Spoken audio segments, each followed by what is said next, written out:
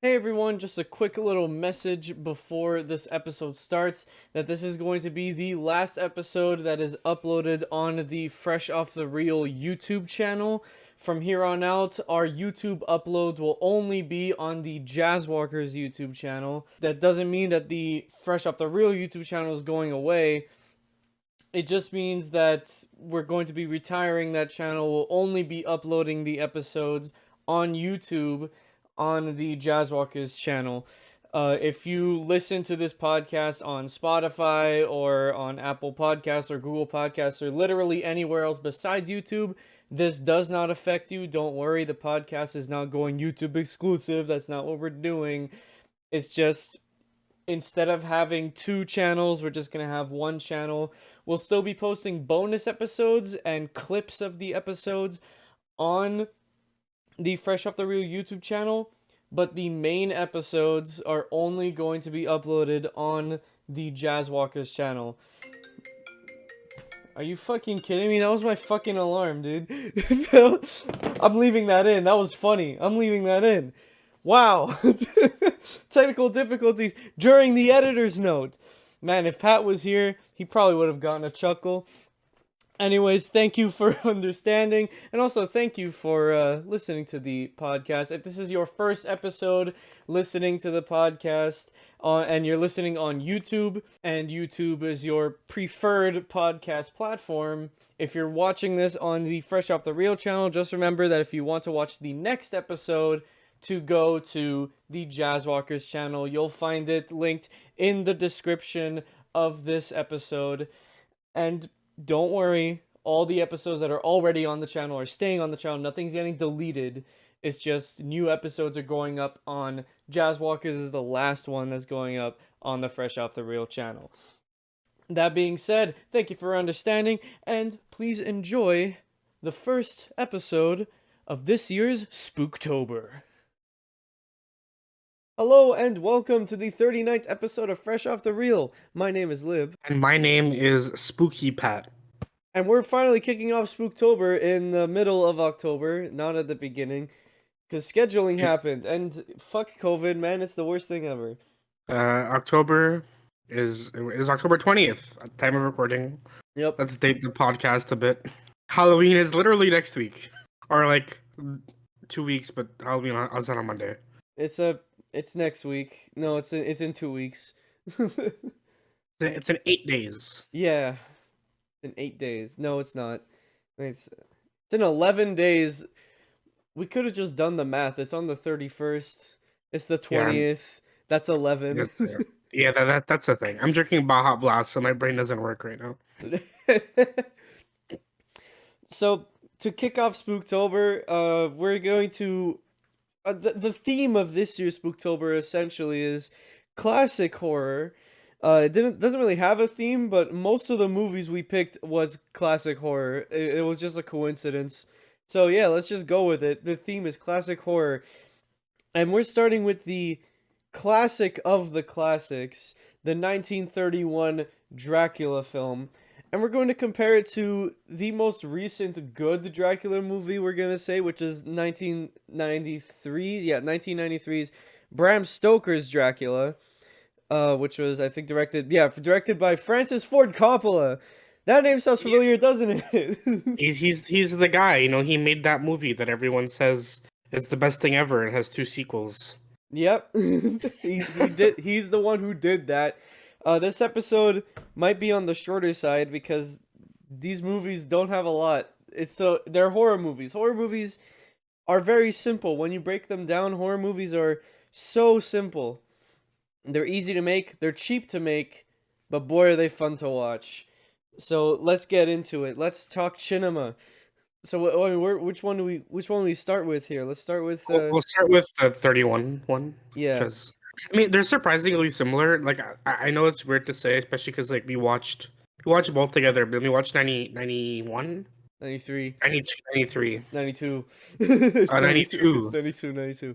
I said it wrong before. That movie has, because it was made like 60 years later, it seems like there's a lot more going on.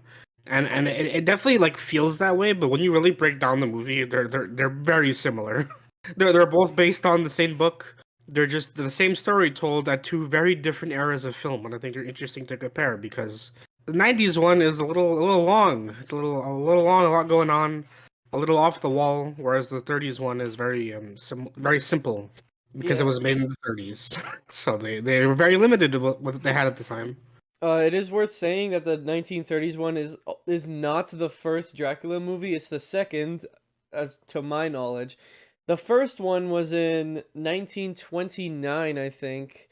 If I just double check, 1922. The first movie was in 1922. It was called Nosferatu. Silent film. I don't think it was a silent film. It might have been. I don't know anything about it. I should have done my research, like a normal film podcast. But boy, do we not really care about 1922 Nosferatu because apparently it's not good. So yeah, all of these movies are based on Bram Stoker's original novel called Nosferatu. So I'm guessing the 1922 movie is just a straight adaptation. Yeah, probably. I'd imagine it's. I mean, like the '30s one is also pretty like to the point. But yeah, I would imagine the '22 one is even more to the point because technology was even more limited at the time. Fun fact, the name of the vampire, like the name of the like evil vampire, it's not Dracula. His name is Nosferatu. It's just that this movie, the 1931 one, made people think that it's Dracula is the name of the vampire, but Dracula is just a normal person. Like his name is just Count Dracula. Like he's a count of somewhere in Romania, and his name is Dracula, and he's not the only one. Like his whole family, their last name is all Dracula. It's just that he is Nosferatu because something happened. I don't know. They don't actually explain it in the 1931 one, but they do in the 92 one. It's a little bit stupid. The '92 one is definitely like pretty crazy compared to this one. Oh You yeah. could kind of tell. You could tell it's a '90s movie watching the '90s Oh one. yeah. That's a good way to put it. You could tell it's a 90s movie. But anyway, let's read the plot synopsis of let's I guess I'll read both of them back to back because yeah. So the 1931 one was directed by Todd Browning. The one that started them all, incorrect. A powerful and ruthless vampire named Count Dracula arrives in London to pry on young socialite women. Standing in the vampire's way is a group of concerned men and the enigmatic Dr. Abraham Van Helsing. The beginning of Universal horror in the sound era. Okay, maybe the first one was a silent film. So like the one that started them all is probably just about how Dracula was the first universal monster. It's probably just this is the first Universal monster. Yeah. And then for Bram Stoker's Dracula, the 1992 one, directed by Francis Ford Coppola, Mr. Spaghetti. Is he Italian? I don't think he is. I don't even know if he is. When Dracula leaves the captive Jonathan Harker and Transylvania for London in search of Mina Harker, the reincarnation of Dracula's long dead wife Elisabetta, obsessed with vampire hunter Dr. Van Helsing, sets out to end the madness. That's all one sentence, okay. So you could already tell there's a bit of a difference here, because Bram Stoker's Dracula, Dracula has a backstory in this one. In the 1931 one, they really just go straight to the point, which is just a thing that old movies did, was just go straight to the point, because no one cares. The movies are expensive. Let's just do it. Every take is $300. Hey, update: Coppola is Italian, but he's New York Italian. He was born Oh, in Michigan and he grew up in New York. as actual Italy Italians, we disagree. So he's like we're spaghetti and he's like a linguine, you know. Yeah, exactly. That's it.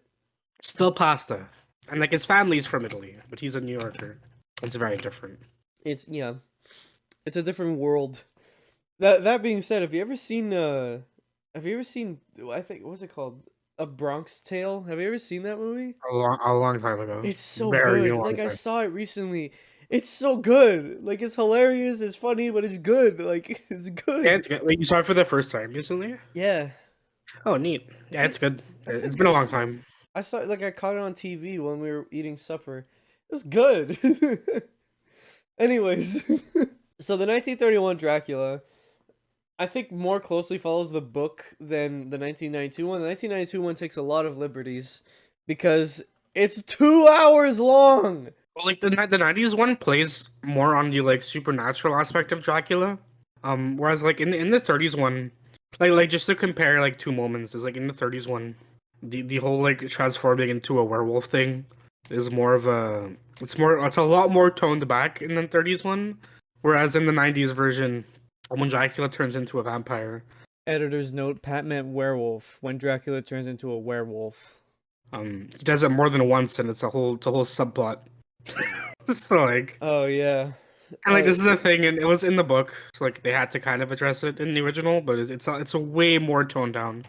The weird thing is, in the book, Dracula is a werewolf and a vampire at the same time, I guess. Yeah, he's like in Symphony of the Night for all you gamers. Yeah, Castlevania. he's like yeah, like in Symphony of the Night. For some reason, that's a thing. I mean, I didn't watch Twilight, but like I was pretty sure that even after playing like a bunch of fantasy games and playing a lot of Dungeons and Dragons, vampires, lycanthropes, and sanguinists are two different things. But no, Well, they are. They it's are, but Dracula's special. Dracula's special. By the way, if you didn't know, lycanthropy is when you have the werewolf gene, and sanguine vampirus is when you have the vampire gene. That's something you learn as a DM. It's not fun. Actually, it is, but don't tell people that it is. That sure is interesting. So, So like the main story of both movies is just Mr. Dracula wants to move to Europe, wants to move to London because he wants more women. yeah, he needs women in his harem. Yeah, so he invites Jonathan Harker in both versions. I think in both versions they're supposed to be like realtors. I don't remember Yeah, what. he's like buying land off of him. Yeah, he's buying land. I don't remember what exactly Harker's deal is in the original, but in the '90s when he's definitely like selling him land in Europe. And Yeah. then Dracula sees a picture of his wife and he's like, "Wow, your wife's hot and she looks just like my dead wife. I'm gonna kidnap you. I'm gonna hold you hostage in my castle in fucking Transylvania.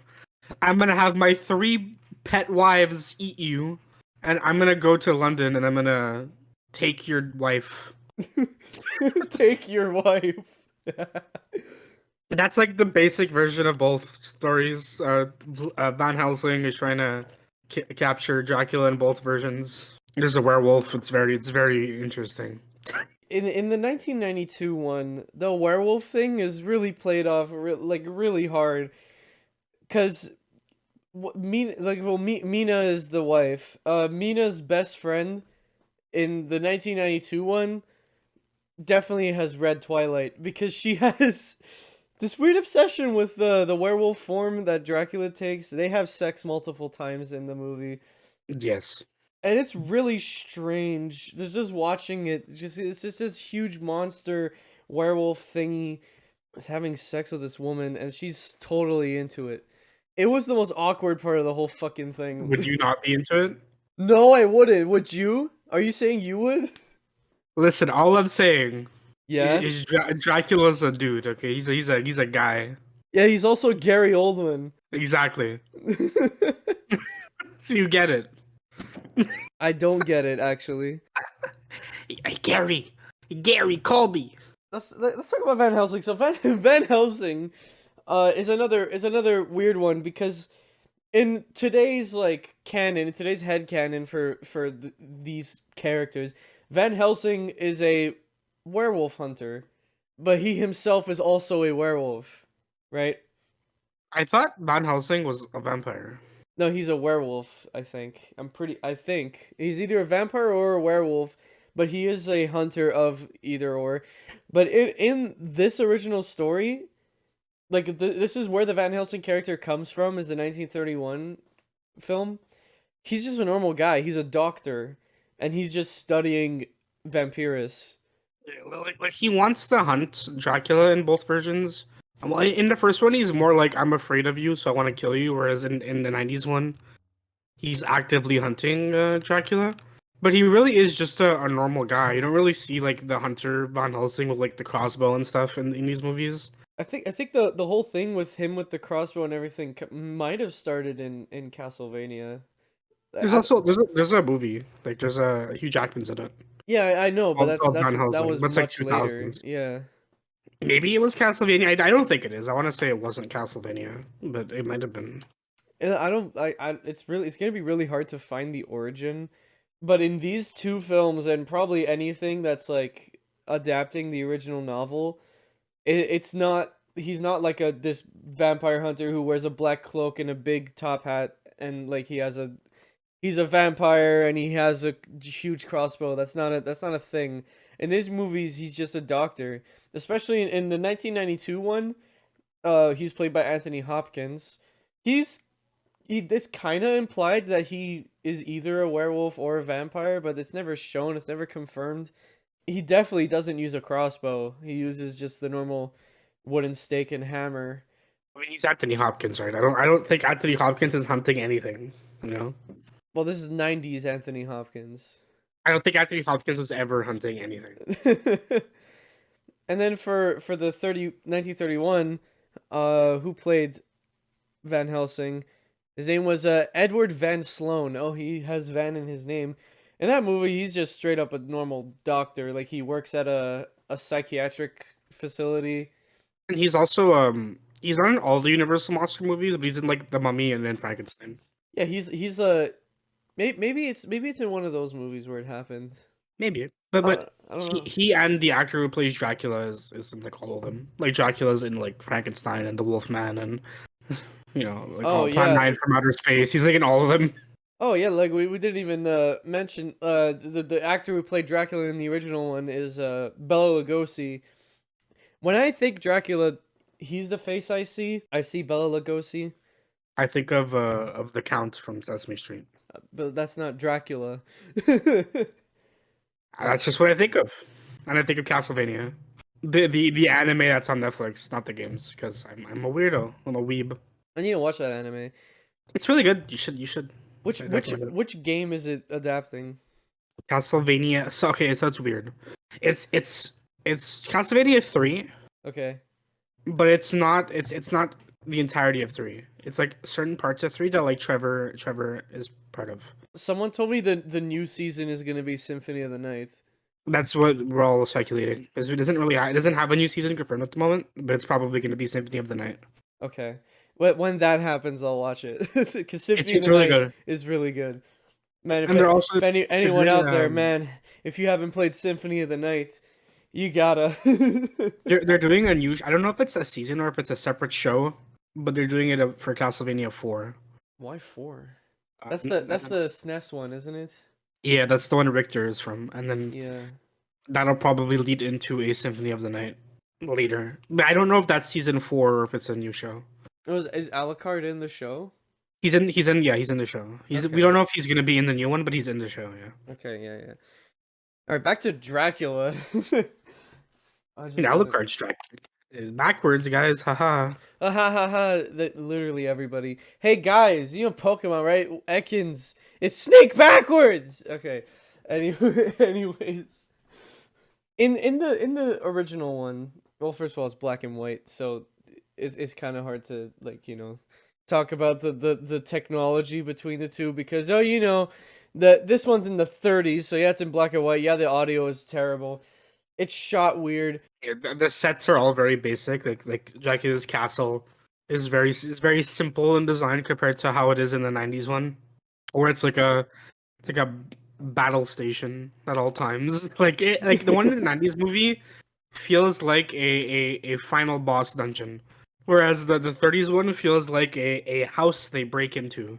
But the really funny thing I was about to say was in the original one, there's two separate scenes where Bela Lugosi goes to where Dracula goes to Mina's room where she's sleeping, and there's a lamp in the room, and I guess the lamp was messing with the lighting for the when they were filming it. So they put like a paper and a giant clamp on the lamp so that it would block the light, but they left it in the shot. So it's just there. You could see a lamp with a cardboard on it with like a huge like clamp that's clearly not from that era that the movie is trying to take place in. And you can see it again later. It was the 30s. People weren't paying attention to that. They were looking at Dracula. They were looking at Mina's tits. And they were looking at Dracula. Yeah. Another weird thing is just we're jumping around a lot, but the ending is so anticlimactic. Okay, it's about the ending. I don't because we watched both these movies like a week apart, and we watched them. Wait, did we watch them a week apart? Did we watch them the same day? I don't remember. We watched it. We watched the 1931. Then the next day we watched the 1992 one. Oh, let me check. Okay, Let me check my diary. But I know we watched these movies like a week or two ago, like real time. Like it's been a minute. Yeah. Did sorry, I coughed. Excuse me. Oh, it's okay, dude. Don't worry about it. Oh, they were 2 days apart. We watched them 2 days apart. Okay, and then we watched them like 2 weeks ago, I think, right? Yeah, we watched it on October 1st. Did Dracula die in the 90s one, in the 30s one? Yeah. Because I know like Mina becomes a vampire in the 90s one, and then she's like, "Oh, I'm gonna take care of him. I'll make sure he never leaves the castle again, and I'll stay with him for eternity." And then she kills him anyway. Yeah, in the 30s one, Mina gets bitten and she has the vampire blood in her. But in the 30s one, it's like if we kill Dracula, then the curse is lifted and there'll be no more vampires. So Whereas the 90s one, she yeah. stays a vampire after Dracula dies. Yeah, so Van Helsing kills Dracula, and then Mina and was the name Jonathan? Was that the guy's name? Jonathan. Yeah, Jonathan. Yeah, Jonathan's curse gets lifted, so he's not a vampire. He's not a thrall anymore. He wasn't a vampire to begin with. He was a thrall. So he's not a thrall anymore, and then they live happily ever after. In the 30s one, yeah, but then in the 90s one, Mina kills Dracula herself. Yeah. And then she just stays in Dracula's castle. So she's not like a threat, I guess, to humanity. And then Jonathan's like, okay, I guess I lost my wife. I'm leaving. Yeah, because in that one, Jonathan doesn't become a vampire. Yeah, he gets like eaten alive, but he still like survives and doesn't become a vampire. Because in the 90s one, only Dracula can. If you're bitten by Dracula, you become a vampire. Whereas in the 30s one, he's bitten by the three wives, and then he becomes a thrall. So I guess like the curse of vampirism changed over like that time too, even in other media. So I guess they just adapted so like Dracula is the only one who can turn you into a vampire. I think that's what in like the fantasy setting for like video games and RPGs, that's what they go for nowadays. Because I know okay, I'm bringing up Skyrim here. In Skyrim, there's the master vampire. His name's Harkin, and then he has a daughter. Her name's Serana, and they're the only two vampires in the entire game, in the whole game. Like it might also be in the entire Elder Scrolls mythos, but just in Skyrim, they're the only two vampires that could spread vampirism. If you get bitten by another vampire, well, also, anyway, in Skyrim, it's not bitten. It's if you get scratched by a vampire, then you become one. But if you get scratched by a normal vampire in Skyrim, the person just becomes what's the word? Like a like always hostile. Like if you see anybody, you'll immediately attack. Whereas if you get bitten by Harkin, or not scratched, bitten by Harkin or Serana, then you become like them. You become like them. You could control your vampirism. You could break out whenever you want. And nobody knows you're a vampire because your skin won't change. Nothing will change. It's just that's the master vampire blood. And then the other vampires just carry normal vampire blood. And the normal vampire blood is just a lot more dangerous, and you could die from just having it. So that I think that's what's going on here in the Dracula story, because only Dracula can pass on sanguine vampiris, and then all the other ones just transfer normal vampirism, so they just become thralls, and they get brainwashed or whatever. Oh yeah, that's another thing. Dracula can brainwash people if they look in his eyes. But if you're Yeah. wearing glasses or contacts, then it won't work. He's really good at seducing people. Yeah, I mean That comes. that That sounded like a joke, but no, that's this thing. yeah, that's a thing. Like vampire, that's one of the main powers of vampires is seduction. Yeah, his whole goal in the movie, like I said earlier, is he wants to go to London just so he has like a bunch of women he could seduce, and then he could find his next bride. The only reason he singles out Mina specifically is one, she looks exactly like his deceased wife. In the '90s one, I think she's supposed to like it's just The stated reincarnation. that she's the reincarnation of Dracula's wife, but in the original, it's just, oh, she looks mighty tasty, just like my ex-wife. And two, he gets a really convenient source of food because Mina's best friend Lucy, who's a bigger character, and he's in both movies than I thought she'd be, is just a huge horn dog, and just jumps right into Dracula's arms in both movies, and he uses her to like, one, manipulate her into like getting Mina, and two, using her as a source for food. In the '90s one, she straight up becomes a vampire. Yeah. She doesn't in the original, but in the In the '90s one, original, she she does. just dies, I think. Yeah, and in this one, she becomes a vampire, and then does Van Helsing kill her, or does she just die? I don't remember. Because in the original, she never like escapes Dracula. She just dies in like during the climax. But in the '90s movie, she like escapes, or they rescue her, and then like Van Helsing and her husband and some other dude. I can't remember what the other dude's point of the story was, aside from being bustled during the climax, I guess. But they're trying to like cure her. And I don't remember if she died or not. I think she did. I think Van Helsing killed her because they couldn't cure her. Well, I really don't remember. Because like in this scene, she starts attacking people like in the bedroom, and then they have to knock her out. I don't remember what happens next. And that's like before the big siege on Dracula's castle at the end. So yeah, that's Lucy, and that's Dracula's whole reason for having her around. She's like, it's perfect. She wants me anyway, and I get infinite food because, well, in the original, she just like doesn't do enough harm to her, so she keeps like healing normally, like a normal human does. But in the '90s one, she heals because she's a Dracula. She's a vampire. She's a Dracula. Good She's job, a Bram. Dracula. She's a vampire who has like a healing factor, and just like you could just take as much blood from her as he wants, and she'll regenerate. Lucy's kind of weird in the '90s one. In the '90s one, I guess like it's a show of the times, right? Because like in the '30s one, like she just wants to be with a man, but she's more of a prude in the original because it was the '30s, right? Like that's just Yeah. In the '90s one, she's straight up like going out of her way to party and like be with other men even though she's married, and she just like that whole aspect of her character is a lot more exaggerated.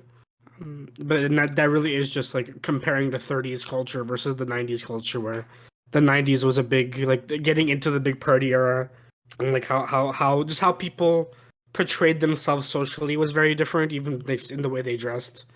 Like in the '30s when Mina and Lucy are talking about just like men, and Lucy's like, "Oh yeah, I slept with a man in my dreams, tee hee," and she's like all shy about it. yeah. Whereas in the '90s one, she's like flirting with this. Was he a Texan? He was like a cowboy, Yeah, right? he was like a Texan. Yeah, she's like outwardly like flirting with him, and he gets roped into the story, and is invited to the raid at the end of the movie. It's interesting. Yeah. Lucy's definitely like more of a present in the '90s one, especially when she becomes a vampire and she's around more.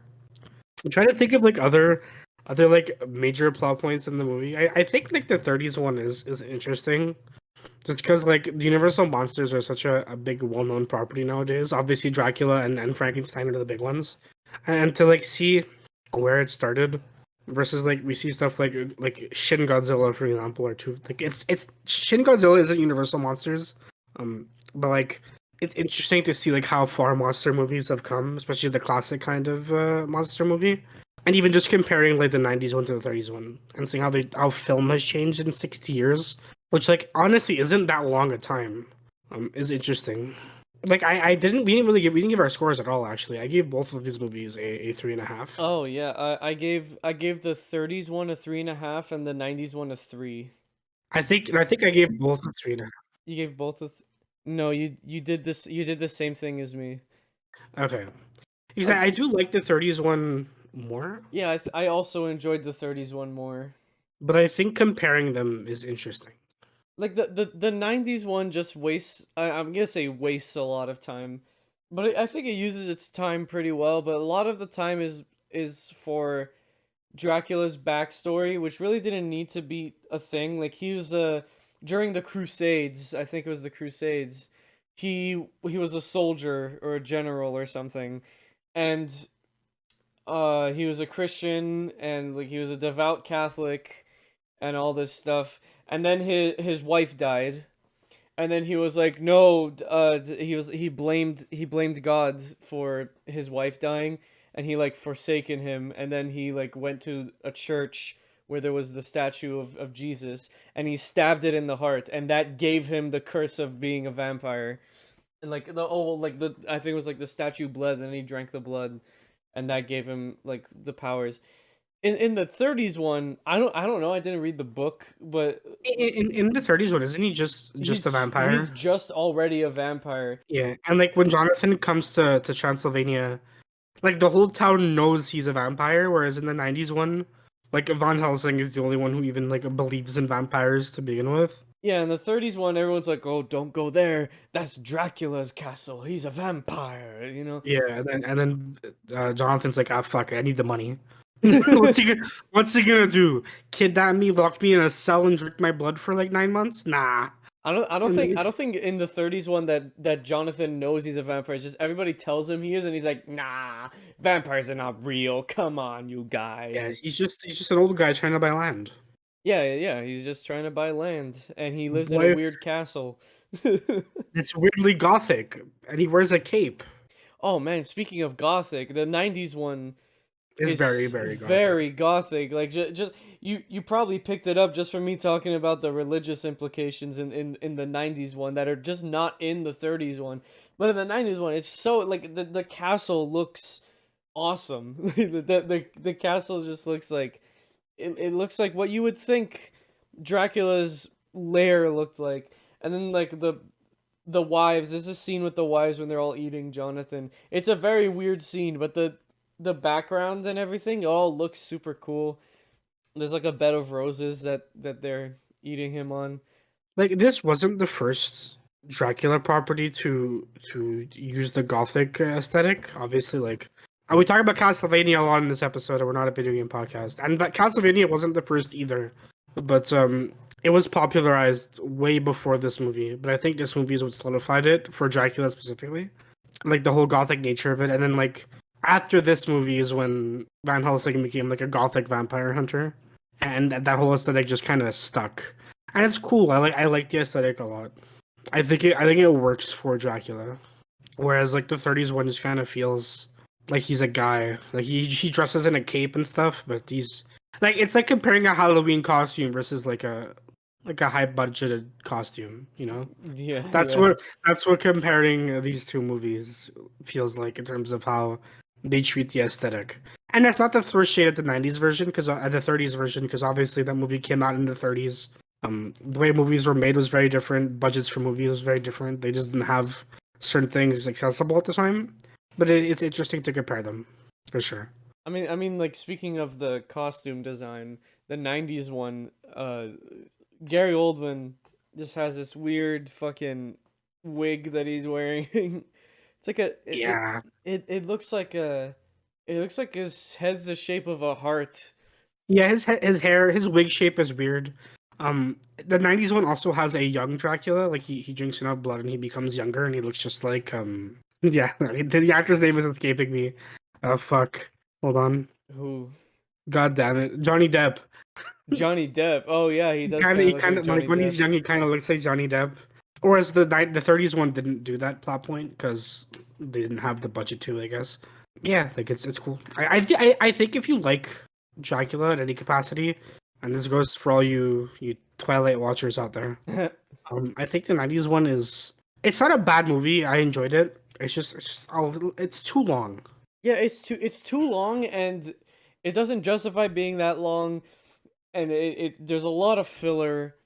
It doesn't get to the point as soon as you think, and then like as once the like big siege on Dracula's castle starts, it's just so anticlimactic. Like nobody dies except for the fucking the husband of Mina's husband. Mina's husband, Dracula, and Mina's alive. Yeah, it's just like those are the only two deaths you care about, you know?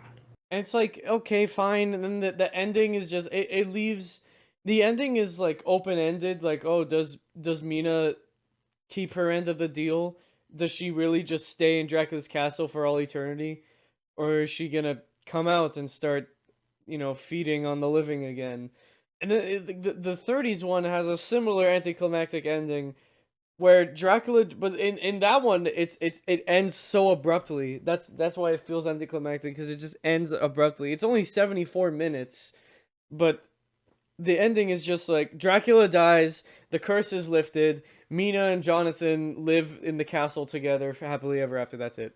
Like, Like okay. the 30s one has a sequel. Yeah, it has like three sequels, doesn't it? It has there's Dracula's Daughter, Son of Dracula, House of Dracula, Return of Dracula.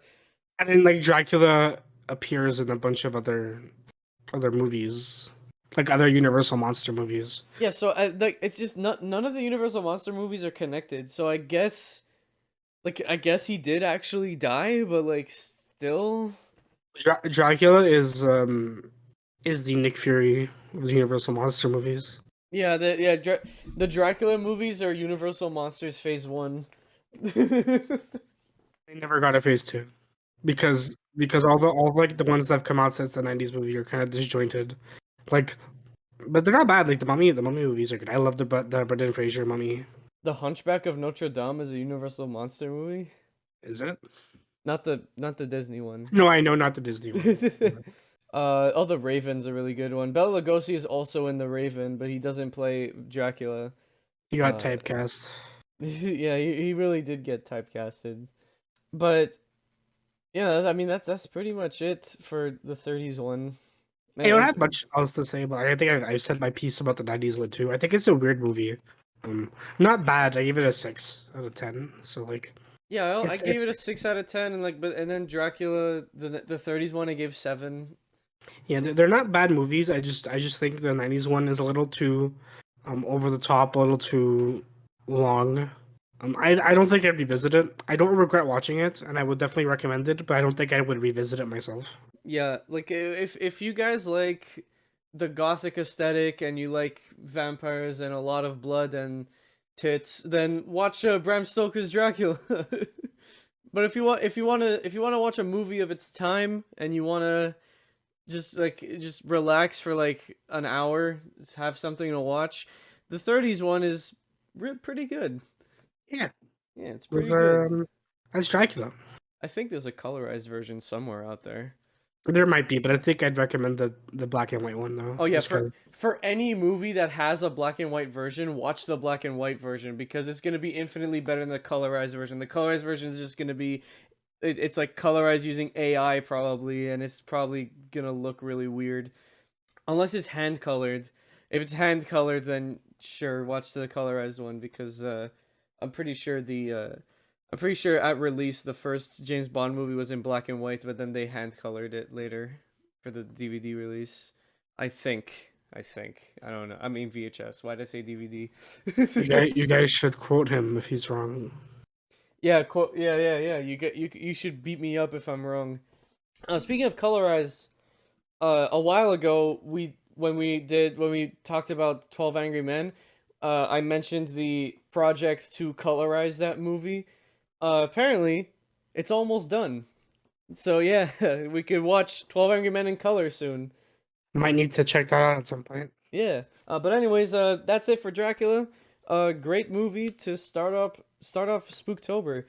So let's move on to our TV show segment. Actually, this one's kind of interesting because speaking of black and white stuff, Yeah. um, between the time of us watching Dracula and now, Marvel's Werewolf by Night came out. It's not really a TV show, but it's a TV special. Yeah, it was like, it's like it's like on Halloween when channels would do their TV specials. It was like that kind of thing. And you know what? It's good. It's Yeah, really good. I liked it a lot. It's the Wolfman story, but in Marvel.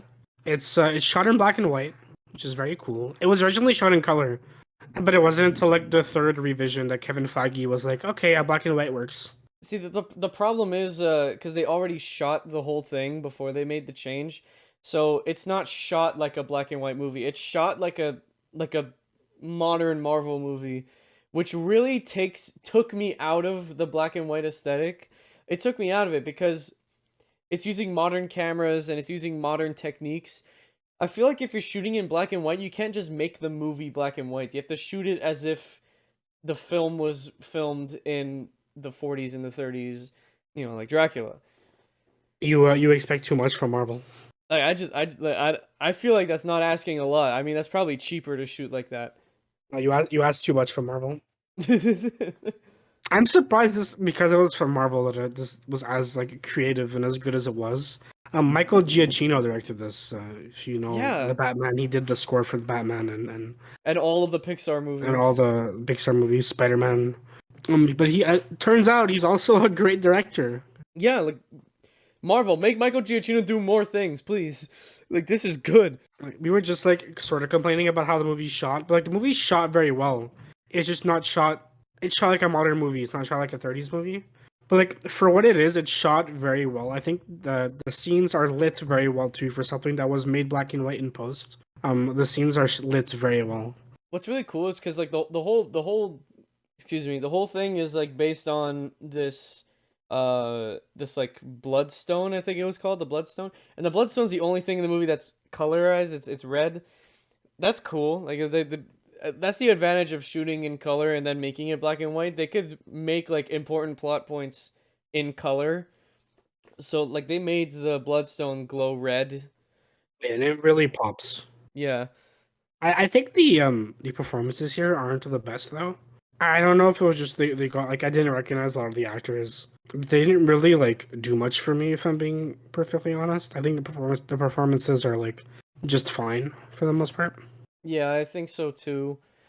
I think the CG on Swamp Thing, right? Was it Swamp Thing? Yeah, Swamp Thing. It looked like terrible.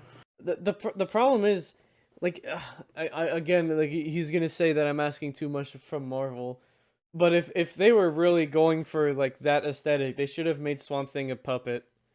I agree, and like the Wolfman was A puppet. was a costume. Oh yeah, a costume. The Wolfman was a costume, and it looked so good. It looked so good. Like Yeah, where you could do it practical, you should do it practical. CGI should be the last resort for impossible shots. Marvel doesn't know that rule.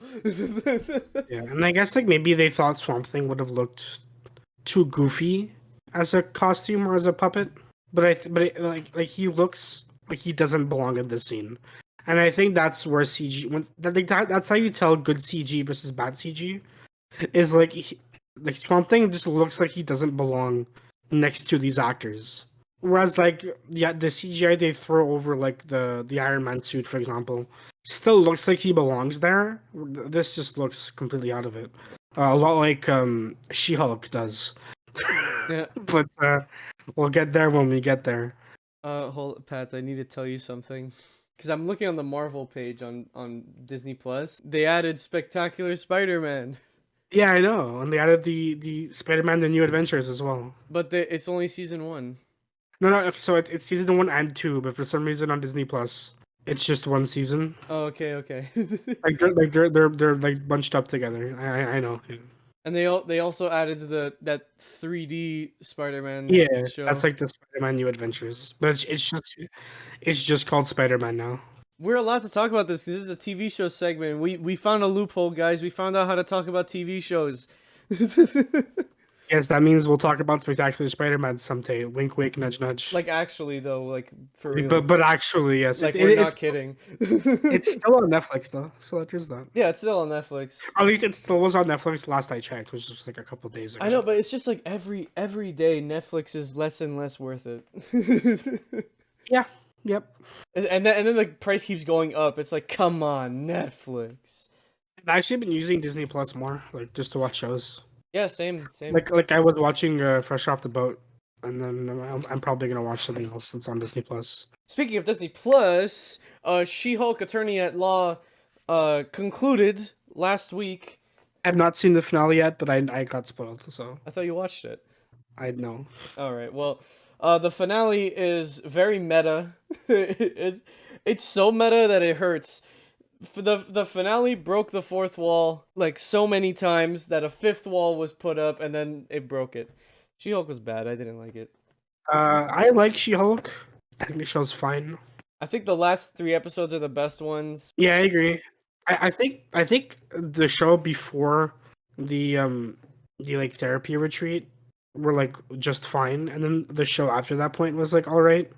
I find She-Hulk is like just completely harmless. Like I enjoyed my time with it, but I have no desire to revisit it ever again. And I, to be frank, don't care if Jen ever returns, which is a shame. But on the other hand, She-Hulk is exactly like this in the comics, so I can't really complain from that regard, right? Like this is just like that's just the character. She's just a fourth wall breaking jokester who like defends people in court.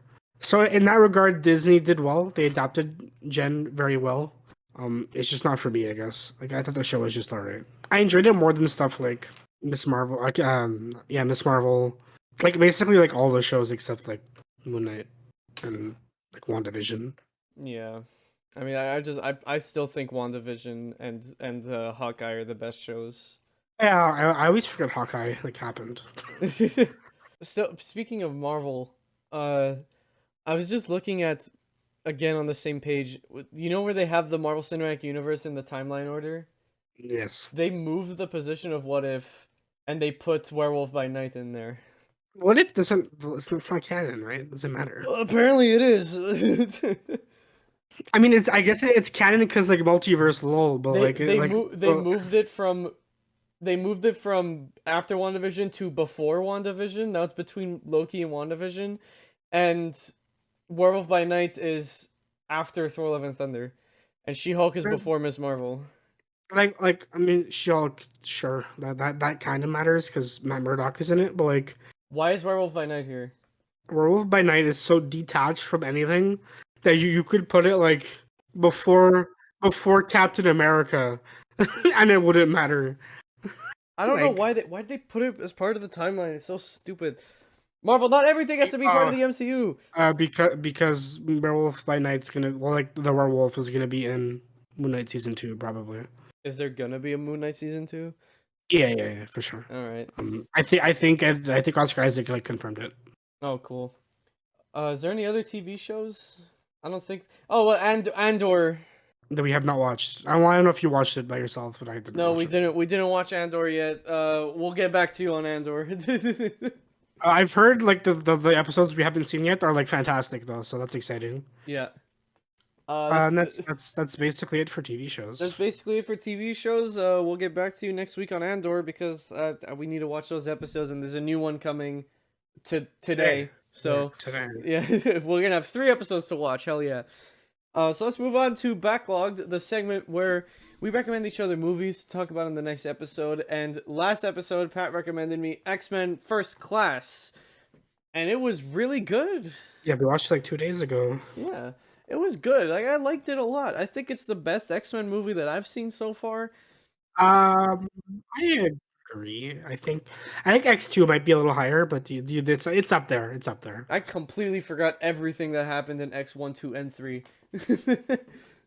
But I really like X-Men First Class.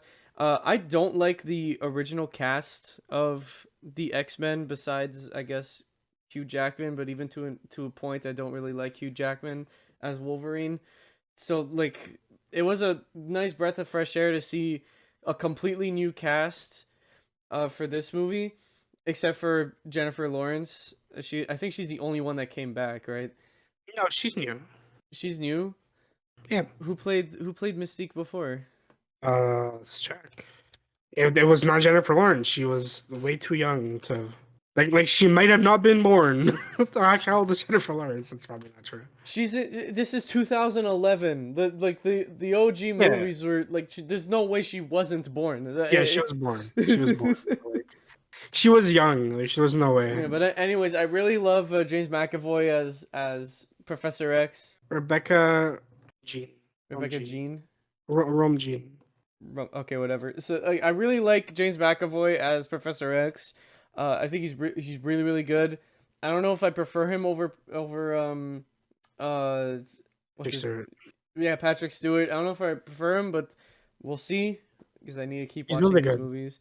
Yeah, he's really good. I like him a lot. I like Michael Fassbender. Michael Fassbender as Magneto a lot as well. I think they both do fantastic jobs. Yeah, Michael Fassbender's Magneto is so good. So good. I love it. Like, part of me doesn't want them to come back for the MCU because that means they have to bring back the other people too, and I don't like them nearly as much.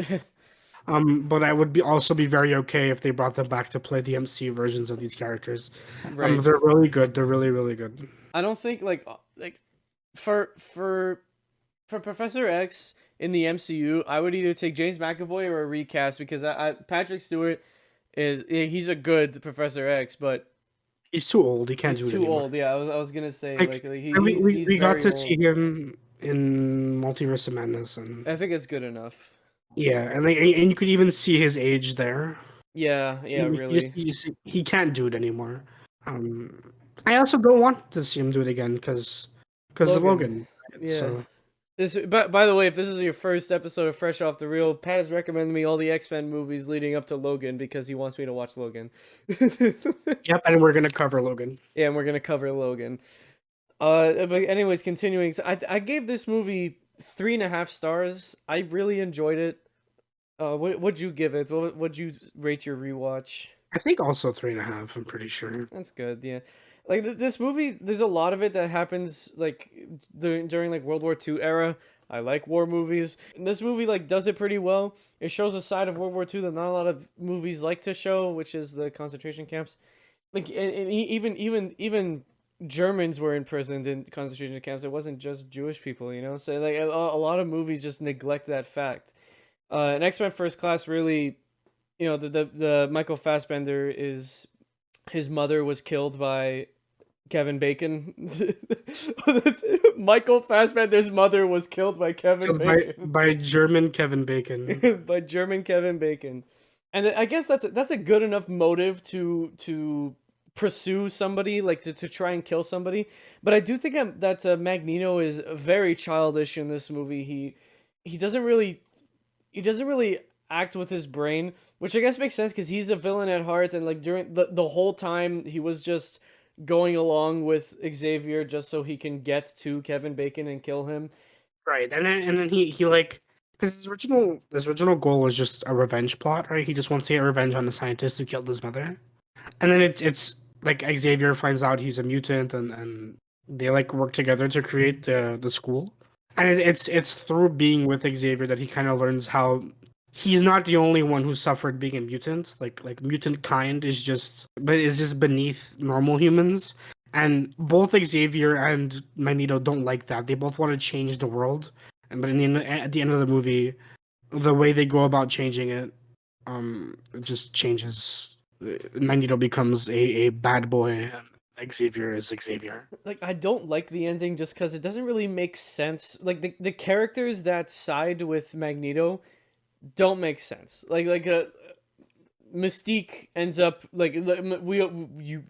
it's from the other movies, you know that Mystique is gonna end up joining Magneto, but Mystique it's so out of character, and personally I believe it's so out of character because the whole movie it's just like Mystique and Xavier were like siblings, because Xavier took her in because he was like, oh, you're also a mutant, I'm not alone, like when he was a kid, and they grew up together. But Mystique's whole arc is that she doesn't think she looks beautiful. Like she wants to be a normal person. She wants to be a normal You're a human. normal person, and she thinks she's a freak, so she changes her appearance to look like Jennifer Lawrence, right?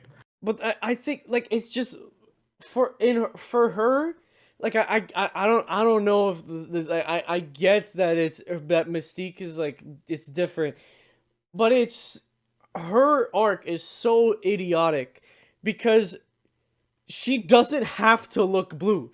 Whatever she wants, she can change her appearance, her voice, whatever she wants. What Magneto's whole shtick is like he tells her like why instead of doing that, instead of changing into something comfortable, you should be comfortable being who you are, and that's kind of why she sides with Magneto, because like what's his Xavier says like oh but like you know you're perfect as you are blah blah blah, but then she watches him flirt with normal women and like choosing to look at other women, but not her because she's blue.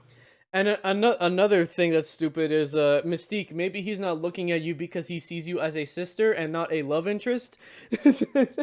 Yeah, but you know, Like it's dumb. It's dumb. Like I just think it's so dumb. And like the her when her arc ends, it's just like she just fucking abandoned Xavier. Xavier did literally nothing wrong. He did nothing wrong the whole movie, and so for some reason everybody's against him. he pays the price in the end, dude. I don't get it. Another thing I don't get is whoever came up with Beast's costume because Yeah, it looks so Beast, bad. Beast's costume is like definitely practical in this one, but it looks really bad. It looks terrible. Beast looks way better in X3. Beast is fun fact. Beast is my favorite X-Men. He's my favorite X-Men. How do you say it? He's my Favorite X-Men is probably it's fair. favorite member of the X-Men. Like I love Beast. I think he's really funny. I like that he's smart and like just acts like a normal person even though he's a fucking beast. He's cool in this movie. He's played by Nicholas Holt. Peter Parker. Yeah, he looks like Peter Parker. He's played by Nicholas Holt, who was in Mad Max Fury Road. He was one of the he was Nux. His name was Nux. He was one of Immortan Joe's boys. I forgot what they're called. The War Boys. The War Boys. He was like one of the Immortan Joe's War Boys, but whatever. I knew it, right? Like the whole time while we were watching the movie, I was like, oh, I recognize his face. Where the fuck do I know him from? It's like, oh, he's in Mad Max Fury Road.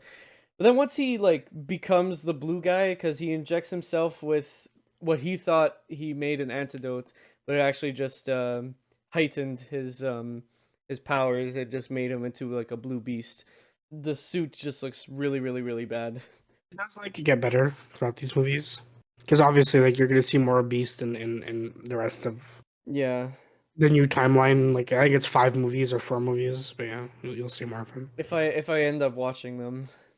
Well, they're bad, so I wouldn't recommend them. Yeah. But you need to watch Days of Future Past. That one's good. And that was mandatory to watch Logan. But yeah, with that being said, that's pretty much it for X-Men First Class. A pretty good movie. I really enjoyed it, and I'm not looking forward to the Wolverine because that's next. I am not looking forward to revisiting the Wolverine. Yay! All right. Well, now it's time for me to recommend you a movie, Pat. Yeah, you mentioned seeing something on my watch list earlier that you were surprised I haven't seen. But Yes. there's also the Among Us documentary on there that you said you wanted to watch. So who knows what it's gonna be this week? I'm not recommending you the Among Us documentary, but I am recommending you something that's kind of on theme of today's episode, because we did talk about a Francis Ford Coppola movie, and there's a Coppola movie in your watch list that you haven't seen, that I also talked about like at your house like a few days ago, thinking that you already seen it, and I spoiled the whole thing for you because I thought you saw it already. I'm recommending you The Outsiders. Oh right, yes. How have you not seen the movie? Oh, yeah, I have not seen The Outsiders. Did you read the book? A long time ago. Okay, A very well, long time ago. The book is better, but the movie is really, really, really good. It's actually one of my mother's favorites, so that's a cool little tidbit there. It's I remember at your house we were talking about like movies that made us cry, and I was like, The Outsiders movie didn't, but The Outsiders book did, and then I went on to explain why, thinking that everybody in the room has either read the book or watched the movie, and then I saw on your watch list that you hadn't watched it. It makes you feel better. I don't remember what you said, so. Well, okay, And I good. and I've read the book, so. The movie has such a good cast. It has such an amazing cast. The music is great, and I think it's one of the better book adaptations out there. So, if you want to watch it together, we can because I haven't seen the book. I haven't seen I haven't seen the movie since like grade 8. So not even. It was like grade 6. When did I read The Outsiders? Grade 7 is when I read The Outsiders. No, I went back and forth over there. But yeah, you gotta watch that. I will watch it. So tune in next episode, where we talk about The Outsiders on Backloggd, and also, we're going to continue Spooktober because we are doing 5 episodes of Spooktober because there were supposed to be 5 of them. It's going to be extending into November, so don't worry, Spooktober's not going anywhere. It's just going to be interrupted by Wakanda Forever, on, like, I think the movie's coming out November 11th, right? That's right. Yeah, so, but next we're going to be reviewing The Evil Dead. We're going to be doing The Evil Dead next episode, so make One sure to of check my that out. favorite movies. Oh yeah, The Evil Dead is really good. But Spooktober. before we close off this episode, I wanted to just say something because Oh, what's up? I didn't tell Liv about this beforehand. Uh-oh.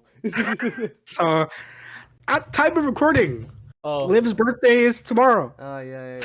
Wish him happy birthday. Thank you. I will say it again at some point, but happy birthday. Thank you, Pat. Tomorrow's my birthday. Yeah. Yay. Man, I really thought we were going to go the whole episode without saying it. There it is. I'm a Halloween baby. Well, it's really funny because like it's I have a really cute picture like somewhere around here that might like because I was born 10 days before Halloween. My first like so right away as soon like the the day like that my mom came back from the hospital. My dad went to like Halloween Mania to buy me a costume, and I was a pumpkin. I was a jack-o'-lantern. Your dad just walks in. I need a costume for a 24-hour-old. I need a costume for a 10-day-old baby. Thank you, Pat. Thank you. No problem. Maybe we'll do something next episode about it. Who knows? It'll be past it. We'll mention how you're older. I'll be 20. Oh man. Well, that's about it for today. Thank you guys so much for listening to this episode. If you liked it and you want to see more, then make sure to check out our link tree. That's linktr.ee/freshoffthereel. On the link tree, you can find our Spotify, YouTube, Jazzwalkers, our Apple Podcast, Google Podcast, Amazon Music, anywhere you listen to your podcasts, you can find us there. You can also check out our socials right under there, and on the top of the link tree you could find a form that you can fill out to recommend us a movie or a TV show. We'll take that recommendation and then we'll make an episode about it. So if you want to influence an episode of the podcast, then make sure to check out the link tree, linktr.ee/freshoffthereel, all one word, no caps. And of course, you can check out our Letterboxd accounts, where we have some lists made. We have a bunch of reviews and podcast spoilers, so check that out. But with that, we will see all of you in a theater near you. Bye-bye.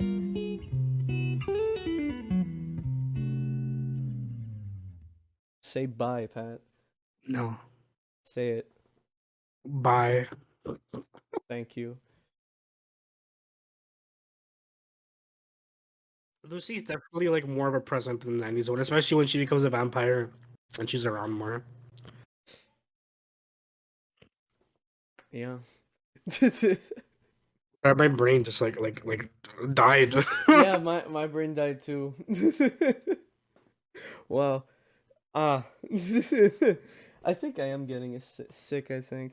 That's not good. I hope you feel better. Anyways, oh fuck, I hope we can still do the poker night. Shit. Oh no. That's some info for the audience. We're doing a little game night Oh, but soon. both of you thinking this is not getting cut out No, you should so that we totally don't keep look it in. stupid. We should totally keep it in because it's funny. Yeah, but it's gonna make us sound stupid. I'll think about it, Pat. Maybe you could repurpose this into something else. Ooh. Nah. Editor's note, I just fucking realized that we didn't even mention that baby Keanu Reeves is in the 1992 movie. He plays Jonathan. We didn't even fucking mention that. But yeah, baby Keanu Reeves. Alright, see ya. Have a good night.